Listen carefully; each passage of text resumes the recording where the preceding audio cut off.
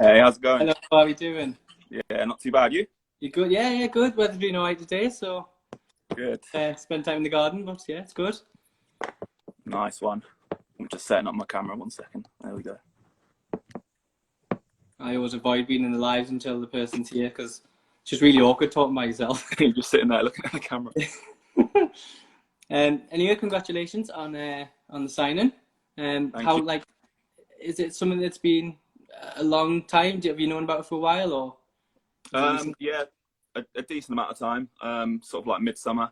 But yeah, it's been kept quiet for a little while. But yeah, known for a little while. How did you find all the lockdown stuff then? How was that tough? Yeah, struggling. Obviously, usually we're indoors. We're training most of the time. So, but I've been at the outdoor courts, not been able to get into a gym, all that stuff. So, but everyone's been dealing with the same thing, haven't they? So, Hmm. yeah, no, I found it a bit tough, to be honest with you. Yeah, it's been such a weird time, like not knowing how long it's going to go on for as well. I think that's what people are struggling with as well. Yeah, still a bit like that now, isn't it? Yeah, absolutely. Mm. So tell us a little bit about yourself. Kind of, was your upbringing like a basketball upbringing? Were you in a basketballing family? Not really. I mean, when I was younger, I played football, just like most British kids do. Played football, and then it wasn't till I was about 12, 13. I started playing basketball. My brother played, my older brother. So I used to go out and play with him a bit, but I didn't really take it seriously until I was about 14 years old. Right. Um, and then it was just playing in Peterborough, playing in the local leagues in Peterborough. And then when I was 16, moved to an academy in Reading, played for Reading Rockets for a little while. And then that was basically where I learned how to play basketball, to be honest with you, properly, as I play now anyway. But yeah, no, not really a basketball family, to be honest. We kind of made it one, to be honest with you. Yeah. Um. So you mentioned Reading. Did you go from Reading straight to Plymouth? No, well, I went from Reading to, where did I go? I went to Hemel Hempstead in Division 1, because I went to university in Brunel, and I played, it was EBL at the time, Hmm. Division 1 with them for a year, and then graduated university, and then my first pro contract was Plymouth, yeah. Hmm. And how did you find kind of the first pro contract, your first year in the BBL?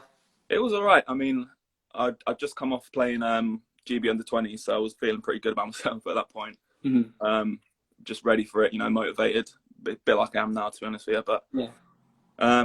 yeah, no, I enjoyed it. It was my first taste of pro life, so getting used to some of the different aspects that come along with that. Hmm. But yeah, for the most part, I enjoyed it a lot. So obviously you've played for Plymouth, Cheshire, and Mm-hmm. Leeds as well. Leeds, You're at Leeds. yeah. What are your experiences of playing against Newcastle? I've had loads. My first year, if I remember rightly, it was pretty rough for us. I don't think we maybe won one right at the start of the season, but I've had so many tough games against Newcastle over the years. Some good, some bad, um, and then obviously a lot of familiar faces are still there. Mm-hmm. Played in all of them games, so yeah, I've had some good experiences, and I've had some rough rough ones as well. So obviously the Newcastle just moved into the new arena a couple of years. What kind of playing in that arena? What was that like? It was great. I mean, I think it's great for British basketball in general having these arenas popping up now. But yeah, just playing anywhere with the Newcastle fans has always been a tough game. Mm-hmm. But it's even more so in that arena. It's just got a different vibe. It's like it's your home. Do you know what I mean? Mm-hmm. But yeah, it's not it's not been easy. So how much are you looking forward to being on the other side of it then? I can't wait, to be honest with you. I can't wait. Yeah, getting back to basketball in general, but getting on that court in that arena, it's going to be crazy. I'm really looking forward to it. Ian McLeod mentioned, I think, on the kind of the press release about your kind of what you'll bring as a shooter to the team. Yeah, What do you think your strengths are as a player? yeah. I mean, definitely that's been one of my strengths throughout my whole career.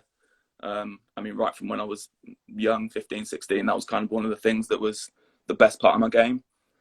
But yeah, I feel like over the years, I've developed a lot more in my game, different aspects of my game. I feel like I try to be, and I feel like I am probably a good teammate in general, Mm-hmm. for the first and foremost anyway. And then after that, just bringing energy, working hard, you know, doing whatever, I know it's cliche, but doing whatever the team needs, you know what I mean? Trying to compliment my teammates the best way I can. Speaking of your teammates, you've got Drew, Darius, Cortez Edwards and Ramon Fletcher signed at the minute. Kind of, how do you feel it's shaping up? How do you feel it's looking so far? I think it's looking great. I mean, getting those 3 guys back straight away, you know, like I said, I've had some battles with them over the years. I think, and I watched the live with Drew that you did not long ago, and he said something about, you know, having that veteran leadership in a time like now is going to be huge. Like we're in unprecedented times where we're not going to be prepared as much as we usually would be. So yeah, having those 3 guys back, a bit of continuity for the club in general, and some veteran leadership is going to be great. And then Cortez, you know, I played against him last year and he's tough, so he's going to be great for us. My daughter's 7, and I've said to her a few times now, like, what question should I ask? I'm doing this interview. What question should I ask? So her question is, what's your squad number and why do you play in that squad number? Okay. I mean, I haven't looked at the squad numbers that are coming back, but if I could, I would like number 12. That was 12 I've been playing for a while. The reason I chose that, when I was younger, I used to support Arsenal, and Thierry Henry was like my idol. He wore number 14 for Arsenal, I think.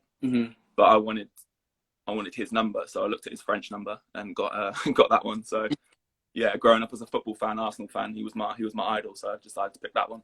And my birthday's on the 12th of May as well, so maybe that's something to do with it.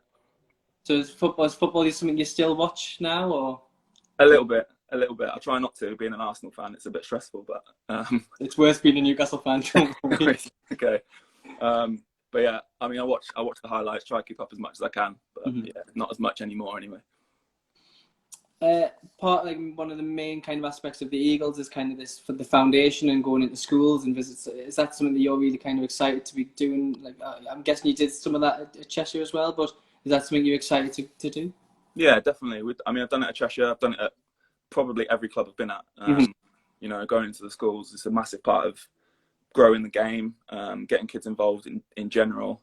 And like, you know, when I was younger, I would have killed for that chance to get a professional athlete to come and help me out with whatever, you know, whether we're doing maths, English, basketball or whatever. Yeah, so it's something I really like to do.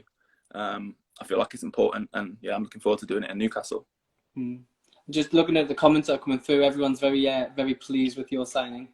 That's good. Good. Like, definitely excited to see you sign, and so I think there's a lot of positive vibes around the club at the minute. With the kind of 5 signings that have been released so far, it's exciting. Just a random question: pineapple on a pizza? Definitely not. No chance. No chance. So where do we draw the line? Strawberries, bananas? Well, that's Eddie. Obviously, there's been talk about your friendship with Eddie as well, hasn't it? Yeah. He made the same point. He said, like, do you put strawberries on a steak or something like that? So. Yeah, exactly. But it's a no-go for me for sure. Pepperoni. So just to finish off, what message have you got for the Eagles fans? Just as we're kind of, as you say before, unknown, we don't really know when the season's going to start.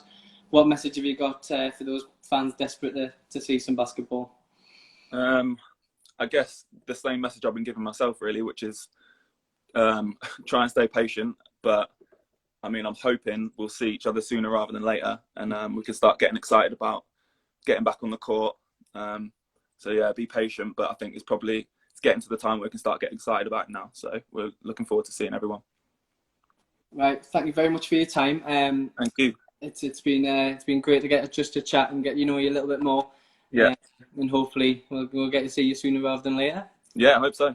Right. Thank you very much. Nice one. See you later.